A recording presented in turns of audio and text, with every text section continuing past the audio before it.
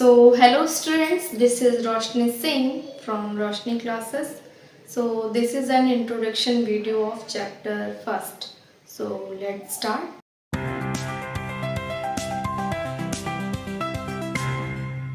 तो चैप्टर का नेम है रैशनल नंबर, ठीक है। और आज मैं आपको चैप्टर फर्स्ट का इंट्रोडक्शन बताने जा रही हूँ।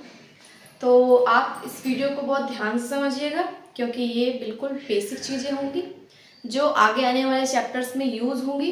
तो सारे कॉन्सेप्ट आपको यहीं पे क्लियर हो जाएंगे। जब आप अच्छे से इस वीडियो को ध्यान से समझेंगे तो आपको एक्सरसाइज सॉल्व करने में कोई भी प्रॉब्लम नहीं आएगी। तो स्टार्ट करते हैं हम अपना चैप्टर रेशनल नंबर, ठीक है। तो 7th क्लास में हमने कुछ नंबर्स के बारे में पढ़ा होगा और उसके पिछली क्लास में हमने नेचुरल नंबर्स, होल नंबर्स और इंटीजर्स के बारे में पढ़ा होगा, ठीक है। तो हमारे नेचुरल नंबर्स और होल नंबर्स क्या होते हैं इनके बारे में हम थोड़ा सा एक बार थोड़ा सा देख लेते हैं, ठीक है। तो होल नंबर क्या होते हैं? होल नंबर होते हैं हमारे जो 0 से स्टार्ट होते हैं, जैसे 0, 1, 2, 3 डैश डैश डैश, ये सारे हमारे होल नंबर्स होते हैं। नेचुरल नंबर्स क्या होते हैं हमारे? नेचुरल नंबर्स होते हैं हमारे जो 1 से स्टार्ट होते हैं, जैसे कि 1, 2, 3, 4 डैश डैश डैश। इंटीजर्स क्या होते हैं?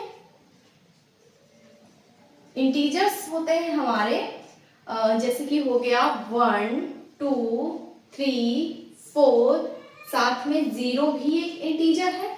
और जितने भी नेगेटिव नंबर्स होते हैं जैसे -1, -2, -3 डैश डैश डैश, जितने भी नेगेटिव नंबर्स होते हैं ये सब भी हमारे इंटीजर्स होते हैं। आई होप आपको ये सारी चीजें पता होंगी पहले से, ठीक है। इसके बाद हमको रेशनल नंबर्स के बारे में समझना है कि रेशनल नंबर्स क्या होते हैं। तो कोई भी एस डिजिट इस तरह से लिखे हुए, जैसे लिखा है 7/8, तो ये एक रेशनल नंबर की फॉर्म में लिखा हुआ है। अब आप कहेंगे कि ये तो फ्रैक्शन की फॉर्म में लिखा हुआ है। तो फ्रैक्शन और रेशनल नंबर दोनों ही सेम चीजें हैं, ठीक है। तो हमको एक चीज ये समझ में आई कि अगर कोई वैल्यू P अपॉन Q की फॉर्म में लिखी हुई है तो वो एक रेशनल नंबर है। It is a fraction but also it's a rational number, ठीक है। Where Q does not equals to 0।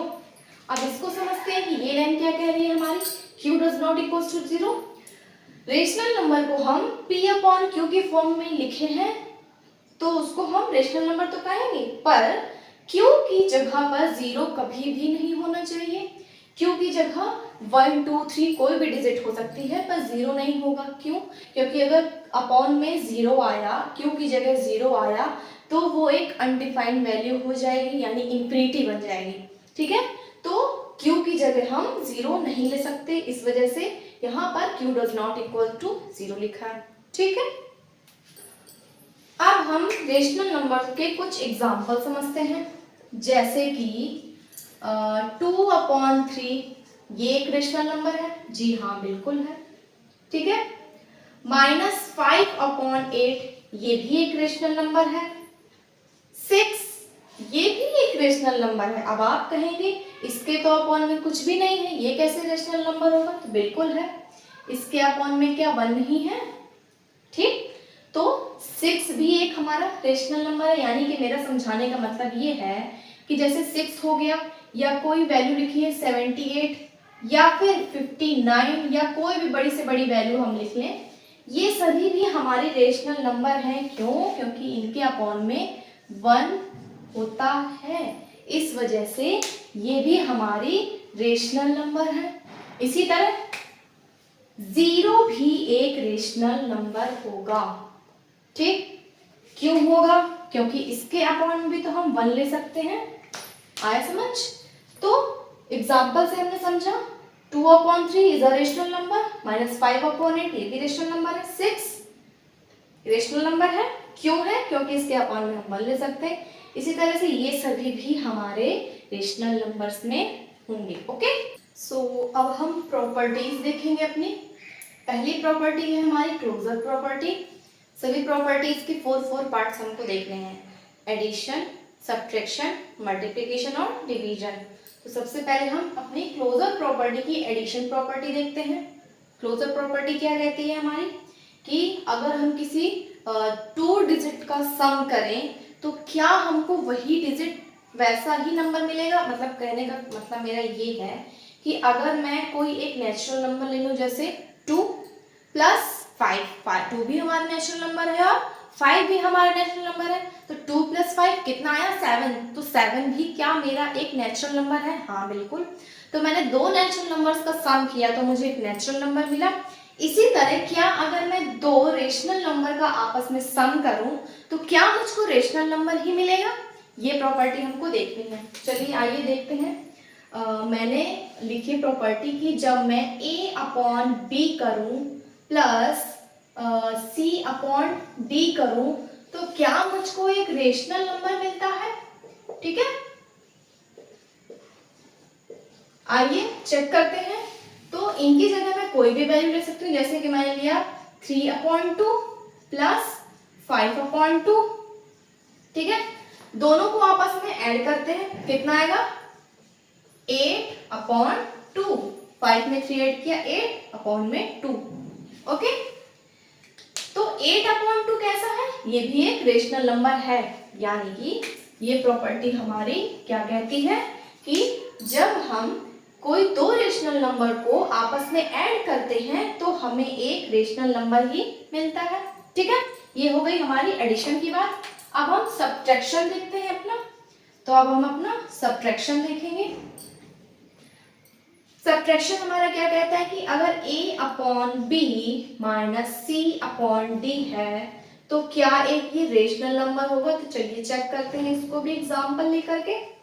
ठीक है, तो मैंने एक एग्जांपल लिया 4/3 माइनस, मैं थोड़ी सिंपल डिजिट ही लूंगी ताकि कैलकुलेशन में आसानी हो, -1/3 इक्वल टू 4 में बन गया 3/3। तो 3/3 क्या भी ये एक रेशनल नंबर है? हाँ बिल्कुल। तो ये वाली प्रॉपर्टी से हमको क्या समझ में आया कि मैं अगर दो रेशनल नंबर को आपस में सब्ट्रैक्ट करती हूँ तो क्या मुझको रेशनल नंबर मिलेगा? जी हाँ बिल्कुल, मुझको एक रेशनल नंबर मिलेगा। इसको मैं चाहूँ तो आगे भी सॉल्व कर सकती हूँ। क्या है? 3 1 जा 3, 3 1 जा 3, 1/1 लिख सकते हैं या हम इसको डायरेक्टली 1 भी लिख सकते हैं। ओके, इसको ज़्यादा कुछ दिमाग लगाने की जरूरत नहीं है वैसे। तो मैंने 2 प्रॉपर्टीज देख ली, एडिशन, सब्ट्रैक्शन। अब मैं मल्टीप्लिकेशन और डिवीजन की भी प्रॉपर्टीज आपको समझाती हूँ। ओके,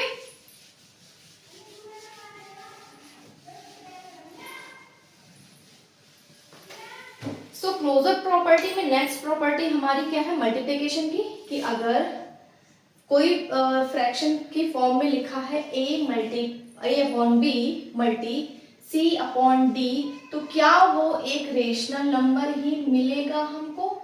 तो आइए चेक करते हैं क्या एक रेशनल नंबर हमको मिलेगा। तो जैसे कि मैंने ले लिया 2/3 मल्टी 4/3, तो हमको क्या मिलेगा? आपस में मल्टीप्लाई करेंगे तो क्या आएगा? 4 2 जा 8, न्यूमिनेटर का मल्टीप्लाई होगा, डिनोमिनेटर का मल्टीप्लाई होगा। तो 2 4 जा 8, 3 3 जा 9। यस, ये प्रॉपर्टी हमारी क्या कहती है कि अगर मैं एक किसी रेशनल नंबर का मल्टीप्लाई दूसरे रेशनल नंबर से करती हूँ तो मुझको एक रेशनल नंबर ही मिलेगा। ओके, तो अब मैं डिवीजन वाली प्रॉपर्टी अपनी देखती हूँ। तो डिवीजन वाली प्रॉपर्टी क्या कहती है हमारी कि अगर मैंने a अपॉन b का डिवाइड किया c अपॉन d से तो क्या मुझको एक रेशनल नंबर मिलेगा। तो आइए इसको भी एग्जांपल से चेक करते हैं। मैंने लिया 2/7 डिवाइड 7/8। तो इसको सॉल्व करते हैं। इसको कैसे सॉल्व करेंगे यहाँ पे देखते हैं। तो 2/7 और जब मैं मल्टीप्लाई की जगह मैं यहाँ सॉरी डिवाइड की जगह जब मैं यहाँ मल्टीप्लाई लगाऊंगी तो क्या ये डिजिट आपस में रेसिप्रोकल हो जाएगी? बिल्कुल, यहाँ पर 8/7 हो जाएगा। ओके, अब इनका आपस में हम मल्टीप्लाई कर देंगे तो क्या आ जाएगा? 8 2 जा 16 और 7 7 जा 49। तो क्या हमको एक रेशनल नंबर मिला? जी हाँ, यानी ये प्रॉपर्टी हमको क्या कहती है कि अगर मैं एक रेशनल नंबर का डिवाइड किसी रेशनल नंबर से करती हूँ तो मुझको एक रेशनल नंबर ही मिलेगा। ठीक है, तो डिवीजन प्रॉपर्टी में हमको एक चीज जरूर ध्यान रखनी है कि जो b और d की वैल्यूज हमको कभी भी 0 नहीं लेनी है। ठीक है, where b/d does not equal to 0। हमको b और d की वैल्यू कभी भी 0 नहीं लेनी है। क्यों नहीं लेनी है? क्योंकि अगर मैंने b और d की जगह 0 पुट अप कर दिया तो वो वैल्यू अनडिफाइंड हो जाएगी। ठीक है, इस वजह से हम b और d की जगह कभी भी 0 नहीं ले सकते। ये चीज आपको ध्यान देनी है। अब हम देखते हैं अपनी कम्यूटेटिव प्रॉपर्टी। तो इसके भी हमारे 4 पार्ट हम समझेंगे, एडिशन, सब्ट्रैक्शन, मल्टीप्लिकेशन और डिवीजन। तो कम्यूटेटिव प्रॉपर्टी हमारी क्या कहती है? पिछली क्लास में हमने पढ़ा है कि a plus b equal to b plus c. ये हमारी कम्यूटेटिव प्रॉपर्टी थी, a plus b equal to b plus c. पर यहाँ हमको रेशनल नंबर की फॉर्म में पढ़ना है तो हम कैसे समझेंगे इसको? आइए समझते हैं। तो पहली है हमारी एडिशन प्रॉपर्टी, यानी कि अगर a/b प्लस c/d है तो वो c/d प्लस a/b के बराबर होना चाहिए। तो इसको भी मैं एग्जांपल से समझते हैं। ठीक है, चलो कोई भी एक एग्जांपल ले लेते हैं। तो मैंने a की जगह यहाँ पे 2 ले लिया, b की जगह यहाँ पे 5 ले लिया, प्लस c की जगह क्या लिया मैंने? c की जगह ले लिया 4 और 5, 4/5। वैल्यूज थोड़ा सिंपल ही रखनी ताकि कैलकुलेशन करने में हमको प्रॉब्लम ना हो। ठीक है, तो ये a/b की वैल्यू है, ये c/d की वैल्यू है। ठीक है, इक्वल टू की इधर पे क्या है? c/d हमको पहले लिखना है। तो c/d की वैल्यू क्या थी? 4/5 प्लस a/b की वैल्यू हमने क्या ली है? 2/5। ठीक है, दोनों को सॉल्व कर दे तो क्या आ जाएगा? 6/5। दोनों को ऐड किया 6/5 आ रहा है, यहाँ पे भी दोनों को ऐड करेंगे तो 6/5 आ रहा है, यानी कि दोनों वैल्यूज आपस में इक्वल आ रहे हैं। यानी कि हम कह सकते हैं कि a/b प्लस c/d इक्वल होगा c/d प्लस a/b के। ठीक है, यानी पहले इसको और इसको ऐड कर लें या फिर पलट के इसको आपस में ऐड कर लें तो दोनों वैल्यूज हमको सेम मिलेंगी। ठीक, तो अगली प्रॉपर्टी मेरी क्या है? कम्यूटेटिव प्रॉपर्टी में नेक्स्ट पार्ट है हमारा सब्ट्रैक्शन का, इसको समझते हैं। सो सेम वही चीज है, बस मैंने यहाँ वहां पे प्लस था, मैंने यहाँ पे माइनस कर लिया है। ठीक है, कि a/b minus c/d equal to होगा c/d माइनस a/b के। तो क्या होगा या नहीं होगा इसको हम एग्जांपल से समझते हैं। ठीक है, तो मैंने कुछ भी कोई भी वैल्यू मैं ले लूँ, जैसे मैंने ले लिया 3/4 माइनस 2/4। पहले इसको सॉल्व कर लेते हैं। तो यहाँ पे कितना आएगा? 3 में 2 गया 1, यहाँ पे आएगा 1/4। मैं इक्वल टू लगाऊंगी यहाँ पे। तो c/d की वैल्यू क्या है? 2/4 माइनस a/b की वैल्यू मैंने यहाँ पे क्या ली है? 3/4। ठीक है, इक्वल टू लगाएंगे तो 2 में 3 माइनस करेंगे तो कितना आएगा? 2 कैसी डिजिट है हमारी? पॉजिटिव, और -3 कैसे डिजिट है हमारी? नेगेटिव। तो हमको पता है प्लस माइनस क्या होता है? माइनस। तो यहाँ पे क्या आएगा? यहाँ पर कितना है? 1/4। अब इसको सॉल्व करते हैं तो यहाँ पर 2/4 है, माइनस 3/4 है। ठीक है, ये प्लस का है, ये माइनस का है, तो क्या होगा? प्लस माइनस माइनस, तो माइनस करेंगे कितना आएगा? 1। साइन क्या आएगा? जो वैल्यू बड़ी होगी यानी यहाँ पे माइनस आ जाएगा, माइनस का 1/4 आ गया। तो यहाँ पर आ रहा था 1/4 और यहाँ पर आया माइनस का 1/4। तो क्या ये दोनों आपस में बराबर होंगे? बिल्कुल भी नहीं। तो a upon b minus c upon b does not equal to c upon c upon d minus a upon b के, ये दोनों आपस में इक्वल नहीं होंगे। हमने अपना एग्जाम्पल से भी समझ लिया है। तो आगे थर्ड पार्ट है हमारा मल्टीप्लिकेशन का।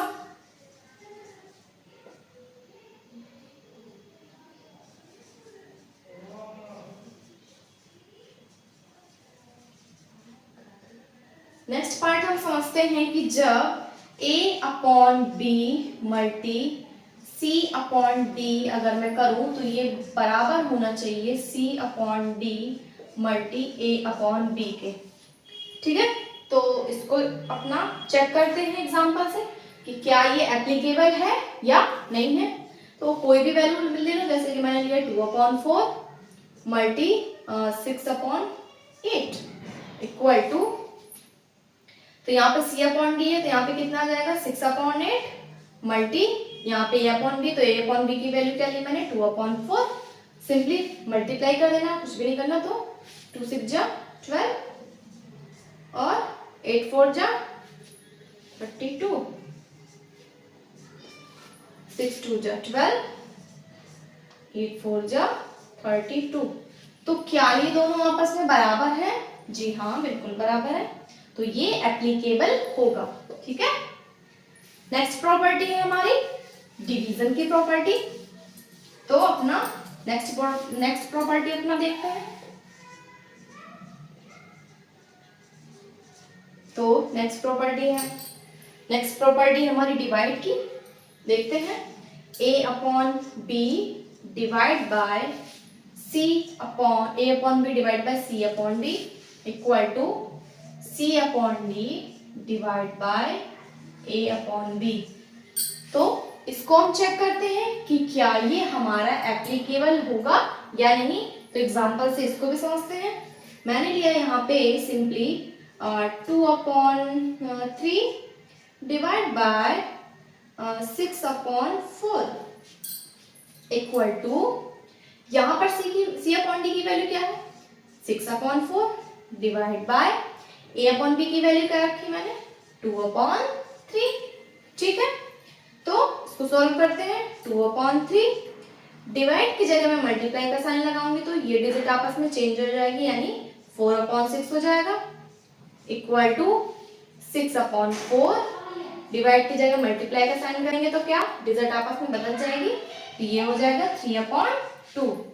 सॉल्व करेंगे क्या आएगा, तो 4 2 जा 8, यहाँ पे क्या आएगा 6 3 जा 18। इसको सॉल्व करेंगे क्या आएगा 6 3 जा 18 और 4 2 जा 8, यानी कि ये दोनों आपस में इक्वल नहीं है। 8/18 does not equal to 18/8. So this property is not applicable.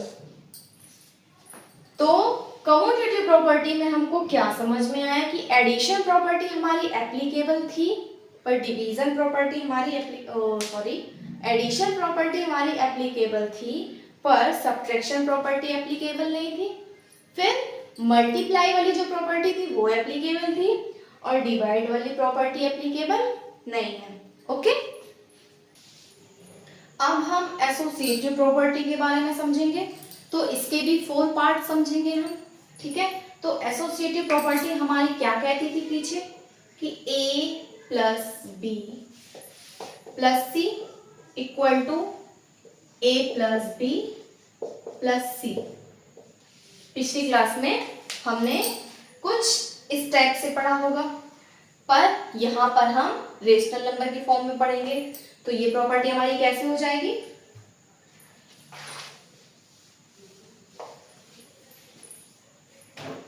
यहाँ पर एसोसिएटिव प्रॉपर्टी कुछ इस तरह से होगी कि a अपॉन बी प्लस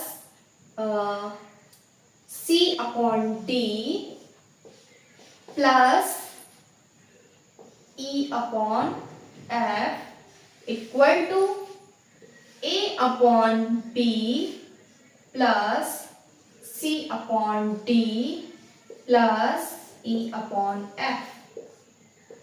यानी कि पहले मैं इन दोनों को सॉल्व करूं, फिर जो आए उसको सॉल्व कर दूं तो मेरा आंसर जो आएगा, या फिर इन दोनों को ऐड करने के बाद जो है इसको ऐड कर दूं तो जो मेरा आंसर आएगा वो दोनों आंसर सेम होंगे। तो एडिशन प्रॉपर्टी में ऐसा पॉसिबल है, ओके।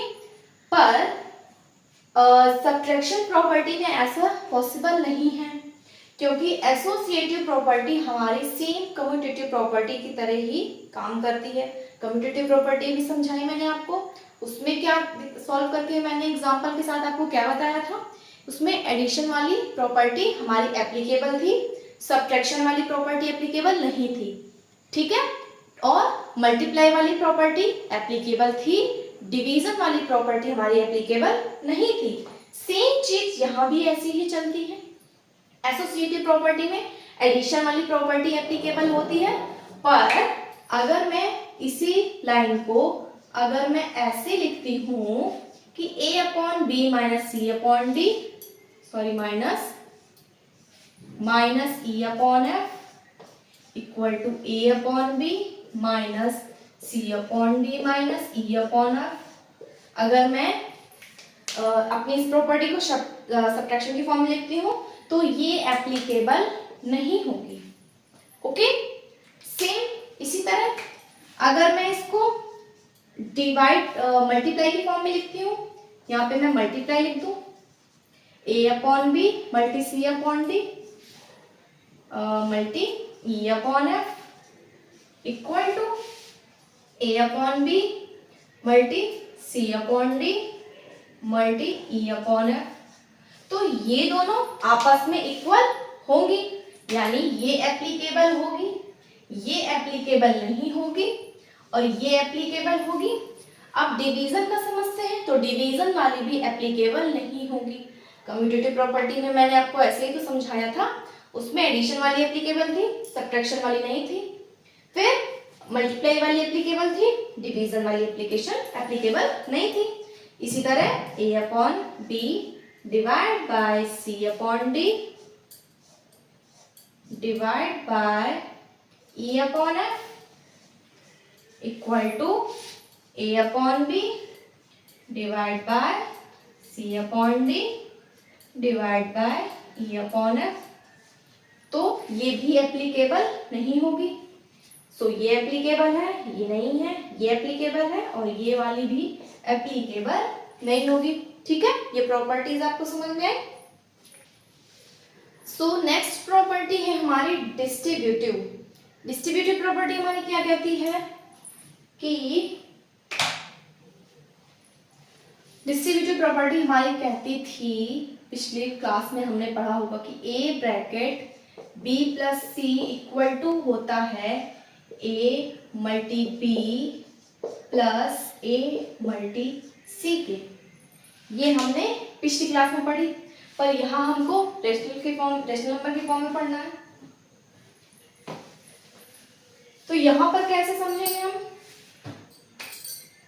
कि a upon b bracket c upon d plus e upon f ये इक्वल टू होगा, बराबर होगा a upon b multi c upon d plus a upon b multi e upon f की।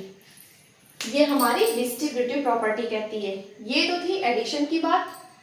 Subtraction में भी same property होगी, यहाँ बस से प्लस की जगह माइनस आ जाएगा, तो ये दोनों ही एप्लीकेबल होंगी, ठीक है।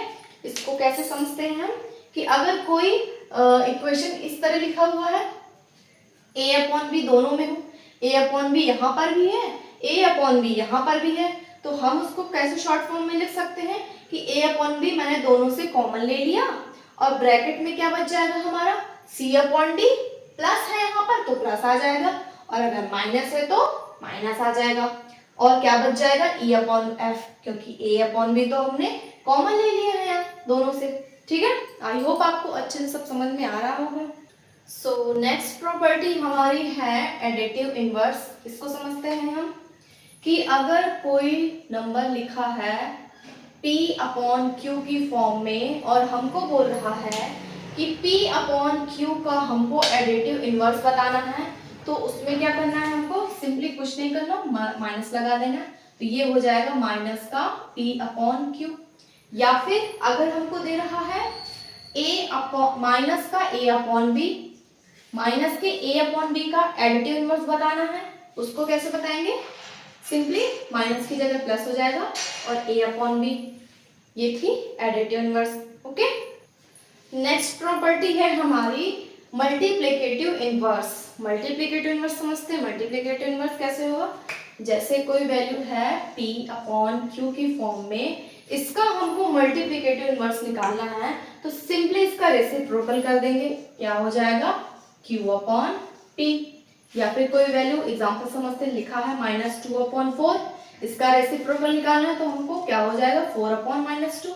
ठीक है, 2 का रेसिप्रोकल निकालना है, तो 2 का रेसिप्रोकल क्या हो जाएगा 1 अपॉन 2, क्योंकि इसके अपॉन में 1 होता है।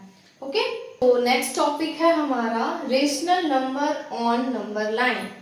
नंबर लाइन में रेशनल नंबर को कैसे शो करते हैं, तो सबसे पहले तो हम समझते हैं कि हमारी नंबर लाइन कैसे होती है। ठीक है, तो अपनी नंबर लाइन समझते हैं। मैंने एक लाइन ड्रॉ करी, कॉर्नर पे एरो बनाया, सेंटर पे मैं 0 रखूंगी, और right hand side left hand side पे चलेगा मेरे पॉजिटिव इंटीजर, जैसे 1 2 3 4, और राइट हैंड साइड पे चलेंगे मेरे -1 -2 -3 डॉट डॉट। तो left hand side right hand side पे पॉजिटिव इंटीजर्स चलेंगे और लेफ्ट हैंड साइड पे नेगेटिव इंटीजर। ठीक है, तो हम एग्जांपल से समझते हैं कि जैसे मुझको -2 अपॉन 5 को अपनी नंबर लाइन में शो करना है, तो मैं कैसे शो करूंगी। तो सबसे पहले हम ये चेक करेंगे कि -2 अपॉन 5 किन दो नंबर्स के बीच में लाई कर रहा है। ठीक है, इसके लिए क्या करेंगे, हम सिंपली डिवाइड कर देंगे। तो मैंने 5 को 2 को 5 से मैं डिवाइड करूंगी, तो क्या आएगा 0 लगाया, तो यहाँ पे पॉइंट आ जाएगा, फिर यहाँ पे 20, 5 4 जा 20, तो मुझको क्या मिल गया कि मुझको मिल गया आंसर 0.4।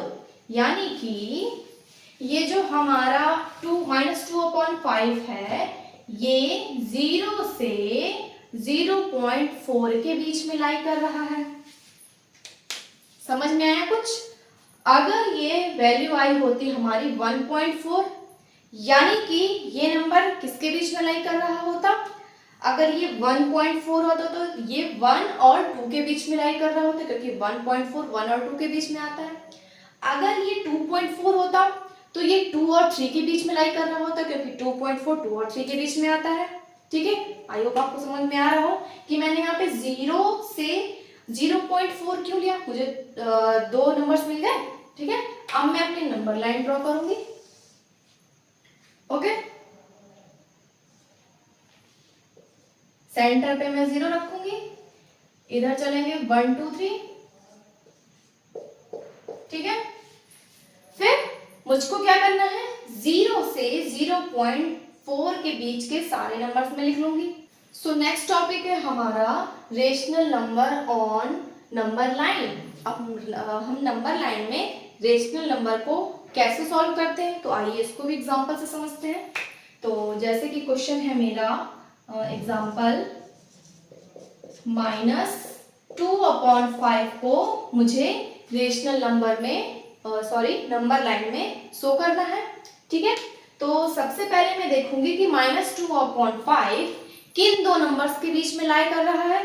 तो मैं क्या करूंगी, सिंपली डिवाइड कर दूंगी, तो मुझको क्या आंसर मिलेगा, यहाँ पे 0 लगाया, पॉइंट लगाया, तो यहाँ पे एक 0 बढ़ जाएगा, तो 5 4 जा 20, यानी क्या आंसर मिला मुझको आंसर मिला 0.4।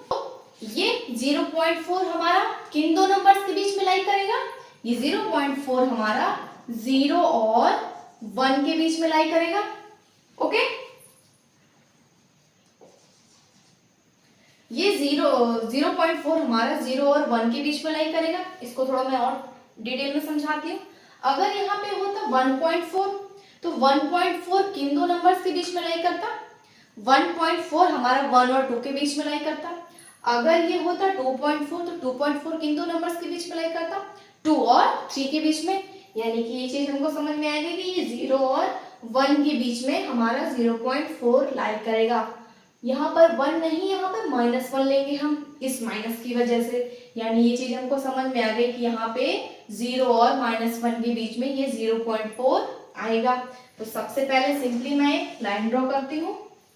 ओके, मैं 0 लेती हूँ कहीं पे भी, फिर एरोज बनाए मैंने, अपॉन में 5 है तो मैं 5 पार्ट करूंगी, तो 0 1 2 3 4 5, ये हो गए हमारे 5 पार्ट।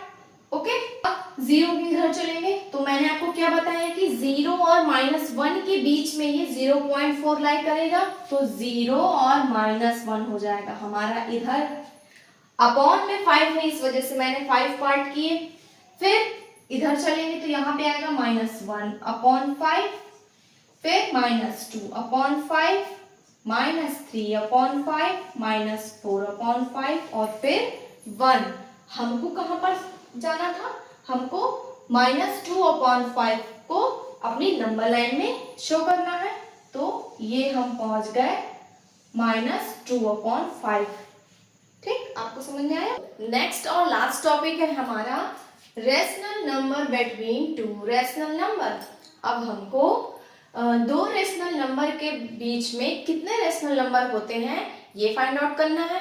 सो वैसे तो बेसिकली किसी भी दो रेशनल नंबर के बीच में बहुत सारे नंबर्स होते हैं। जैसे इसको सिंपल एग्जांपल से समझते हैं कि मैंने लिया 3 और 7 के बीच में कितने नंबर्स होते हैं, तो 3 के बाद 4 5 6, तो 3 और 7 के बीच में मुझको 3 नंबर मिले। इसी तरह कोई दो रेशनल नंबर के बीच में कितने नंबर्स होते हैं हमको ये फाइंड आउट करना है। तो मैं एग्जांपल से इसको समझाती हूँ। मैंने लिया -2 अपॉन 5 एंड 1 अपॉन 2 के बीच में कितने रेशनल नंबर होंगे मुझको ये फाइंड आउट करना है। तो कैसे करेंगे आइए समझते हैं। मैंने अपने डिनोमिनेटर में देखा कि 5 और 2 है, तो सबसे पहले हम अपना डिनोमिनेटर सेम करेंगे। तो डिनोमिनेटर सेम करने के लिए क्या करेंगे हम, मैं 5 और 2 का ऐसा मल्टीपल लूंगी जिससे कि हमारा जो है डिनोमिनेटर सेम हो जाए। तो 10 जो है वो 5 के भी टेबल में आता है और 2 के भी टेबल में आता है। इसी तरह 20 5 के भी टेबल में आता है और 2 के भी टेबल में आता है। तो मुझको डिनोमिनेटर में 10 या फिर 20 बनाना है, तो 10 बना के देखते हैं। 10 बनाने के लिए मुझको क्या करना होगा, कैसे करेंगे कि डिनोमिनेटर में 10 बन जाए। तो क्या मैं -2 अपॉन 5 में ऊपर और नीचे 2 का मल्टीप्लाई कर दूं, तो क्या डिनोमिनेटर में 10 बन जाएगा? जी हाँ, बिल्कुल बन जाएगा। 2 2 ज़ा 4 -4 अपॉन 5 2 ज़ा 10, 10 बन गया। सिमिलरली मुझको यहाँ भी अपना डिनोमिनेटर 10 ही बनाना है। तो कैसे करूंगी मैं किसका मल्टीप्लाई करूंगी कि यहाँ पर 10 हो जाए हमारा 5 का। तो आइए देखते हैं क्या 5 को मल्टीप्लाई करने से यहाँ पर 10 हो जाएगा।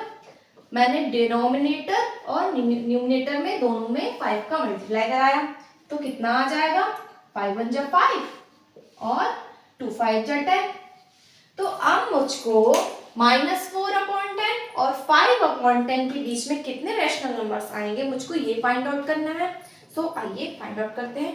तो -4 अपॉन 10 के अगर मैं राइट हैंड साइड पे जाके देखूं तो -4 अपॉन 10 के पहले क्या मिलेगा मुझको, -3 upon 10, next -2 upon 10, next -1 upon 10, next 0, next 1 upon 10,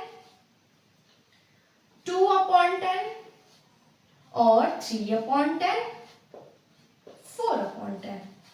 सो ये जितने भी रेशनल नंबर होंगे ये सारे rational number -2 upon 5 and -1 upon 2 के बीच के रेशनल नंबर होंगे।